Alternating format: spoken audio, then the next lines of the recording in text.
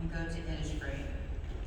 A small cabin built there of clay and wattles made. 9 bean rows will I have there, a hive for the honeybee, and live alone in the bee-loud glade. And I should have some peace there, for peace comes dropping slow, dropping from the veils of the morning to where the crickets sing. There, midnight's all a glimmer, and noon a purple glow, and evening full of the linnet's wings. I will arise and go now, for always night and day, I hear lake water lapping with low sounds by the shore. While I stand on the road or on the pavement's gray, I hear it in the deep heart's core.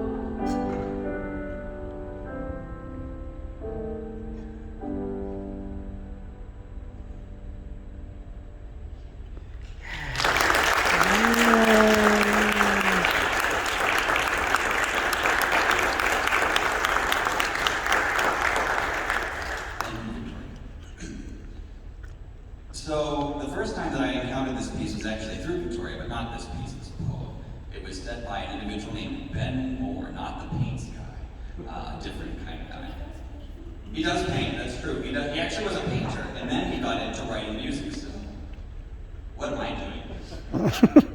No, so the Lake Isle Ministry was hailed as a return to form by poets in Gates's time. Apparently, the Irish were angry with the English, surprise, surprise, and what they had done to their form of poetry. So this was seen as like, this is very Irish and wonderful. And I can say these things also because I am like 60% Irish anyway, at least that's what Ancestry DNA says.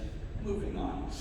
This piece of music, I wanted it to have a sense of simplicity about it, but also an amount of depth that one could look for within it. So I wanted it to have the needs to be met in a simple sort of way, so that the chord structures underneath are delicate. And a small cabin, for example, it's just modest.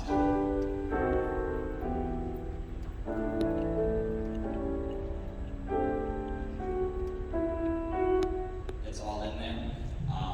The one thing I did have to, and you may laugh at this, it's okay to laugh after this sort of thing. I had to avoid like the plague, copying Randy Newman's When She Loved Me. From Toy Story 2. It almost showed up, but I fought it. I fought to make sure that it didn't end up in there. When we get to, and I shall have some peace there, that is probably the most representative, at least for my relationship with Blossom, was that we have this constancy. For those of you who are paying attention, you probably heard the fact that this pedal point D was there for like 8, 9 straight measures, just as the piece crescendoed and kept moving. Because that was what I experienced with her in our everyday lives, was in fact a great sense of peace. Early mornings together, late nights together. She was just a wonderful dog. The Midnight's All a Glimmer. This is what I call my Joe Hisaishi / Hayao Miyazaki era. For those of you who aren't familiar with Hayao Miyazaki's films, please go home and turn on HBO Max and check out literally anything by him. But he uses these sorts of structures. Yep.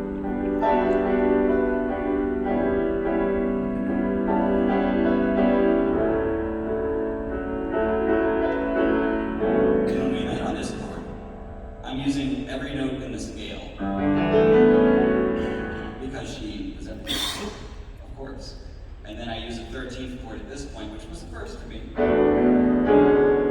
13th chord is just a way of saying it's really crunchy and kind of jazzy. That's all it is. There's also one other thing. Blossom, I could tell her, Blossom smooches. And she would jump up and press her nose into your, like, up to your mouth.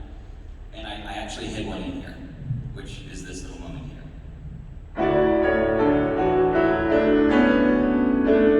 The line coming up is Blossom, the line leading into her is me. So that's what that is. That's your little, there's all kinds of code in this thing.